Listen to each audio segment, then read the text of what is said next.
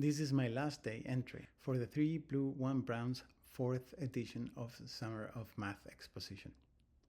I found a very interesting problem in the Project Euler's page that I want to tease the viewer with, linked down below. In this video, I will not solve it, but I will provide some visual hints that I think will make more people interested in the problem. They call it Chromatic Conundrum. It's the entry 544. This puzzle is listed at 90% difficulty with only a few hundred recorded solvers, even about 9 years after publication. In plain terms, count the ways to color an R times C grid, with at most n colors, so edge neighbors never match. Though the problem asks for more, we'll focus on the first part, the FRCN function, and leave the bonus function S as your endgame. In this video, I'm keeping it simple and visual, avoiding formulas, so you'll get the map and some hints. These 3 pieces have colors, but names don't matter. Swap red with blue. The arrangement is the same idea. At least, I count those positions and not the colors. So I'll count arrangements of pieces, not their names. That shift lets us organize the search by patterns and find new symmetries. It might look like I'm overcomplicating things by turning into geometry and graphs, but it's just to make the patterns and symmetry visible. We'll build the solution space with 6 moves: position at center, removal, translate up, create parent, duplicate and rotate. Later, I will add more regroup for speed. Let's begin with the smallest case, a 2 times 2 grid and up to 3 colors. The rule is simple. Neighbors across rows and columns must always be different. On the Project Euler page, this example is worked out. There are exactly 18 valid colorings. It is the perfect toy case to explore and to start sketching a graph of possibilities. So we have concluded the first step, and then we are moving to the second one. Now, what we need to do is basically we're going to get a new parent and rotate and duplicate around that one. But we know that there's going to be some incompatible spheres regarding each one of those subgraphs after being duplicated.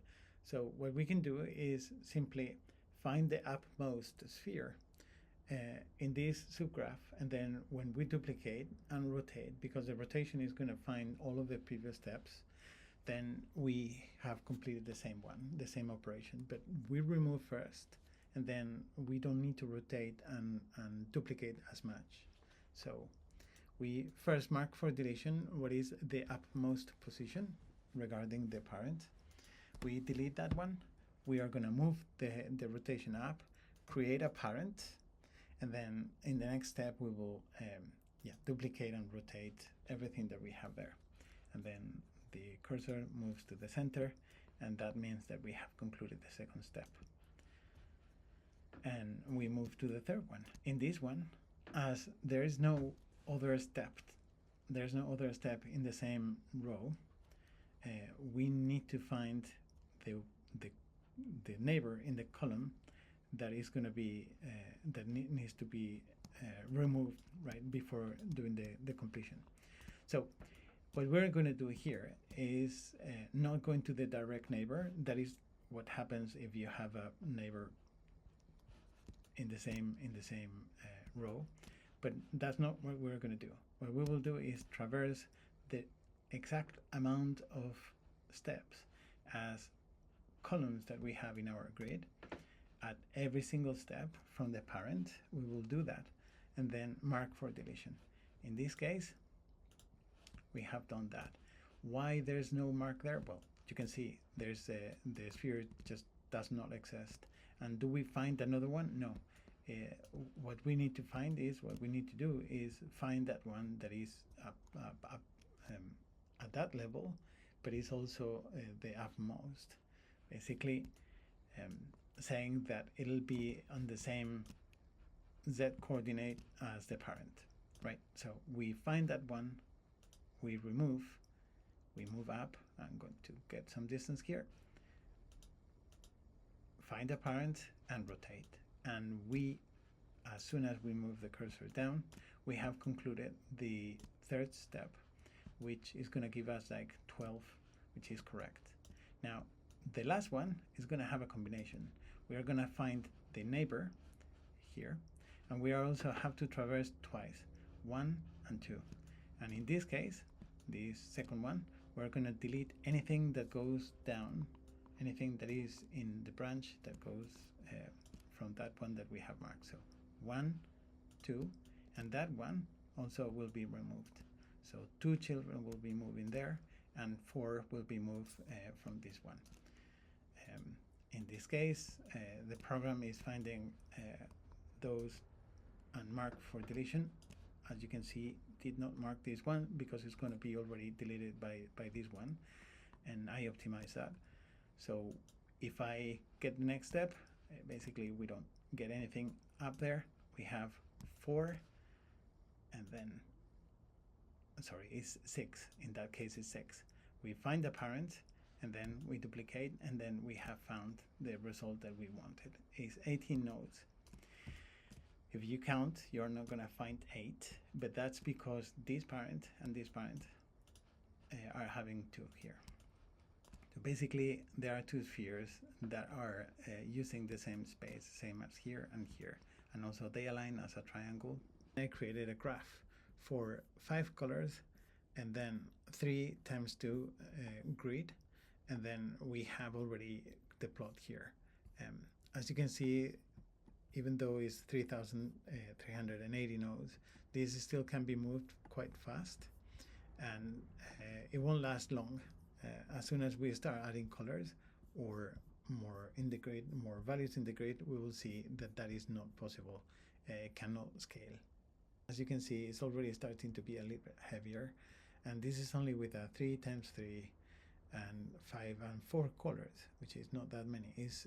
There are almost 9,612 child, but there are also many parents already, right? And we are not optimizing any of it.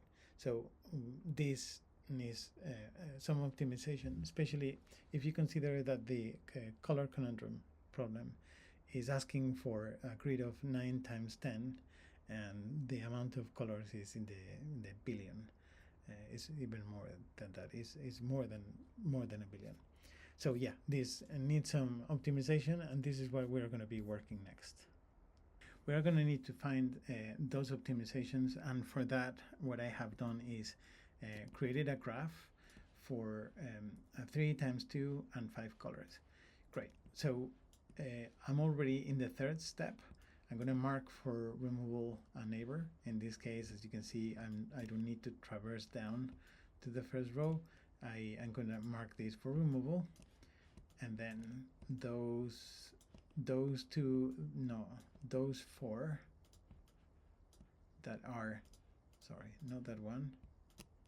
Those 4 will be removed in the next step, right, as a neighbor. Those are being removed. And then we go to the second row with the same rules as we did before, and then we try to find what needs to be deleted. In this case, we are going down to the first rings that we created with the spheres, right? We have already gone through this, so I'm not going to repeat, but we have removed that one, and then because we don't have it, we have the traversal but no neighbors. That was the deletion, and then we move to the next step. Okay, here we already have like a big graph and some spheres. We need to move the cursor down, and then we're going to mark for deletion. There's a special case here where something is going to mark for deletion when we traverse the graph down. Like in this case, it's going to be 3, right? Before it was 2 in the 2 times 2, but in this case we have 3 columns, so we need to go down. So we are going to go, there's also going to be a neighbor, so this one will be deleted, but it's not what we are interested. So we are going to go 1, 2, 3, and then we're going to find something to be deleted, right? In that case, we we know what is going to be deleted, but then we know what is never going to be deleted, because as we grow in the hierarchy, and the depth is getting higher, we are not going to get back to that level. As you can see in the previous step, we were removing spheres from that lower level. In this case, we're going to go here. Let me show you. Actually, you're going to see the coloring that I'm choosing for the grouping, which is that light purple.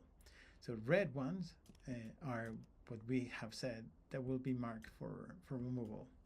The purple ones are those at that level, sorry, I'm selecting too much, those at that level that will never be chosen again. They will never be again marked for deletion. Maybe their parents, but not themselves. And nothing in the down branches. So in the next step, because I enable the grouping, well, of course, the deletion, I'm going to delete them, and then I'm going to group them. So some of them will have the leaf count of 3, and we don't need to be rendering and moving the next one. In the next step, as you can see, we are gonna delete. We're gonna try to find. No, we are gonna create a parent that is created, and then we are gonna do the rotation. This is getting a little bit higher in density, but it's okay, because we are gonna mark for deletion that has an app deletion, and also we are gonna go down, boom, boom, boom, and then we're gonna go down. Why is this close to the neighbor? Because the previous leaves were not here, were one level down. So we are deleting, and then we are marking for grouping. And that is how you are going to be able to create a big graph. I'm going to leave you now with an animation of a grid of 5 times 5, and also for 5 colors. Enjoy, and thank you so much for watching.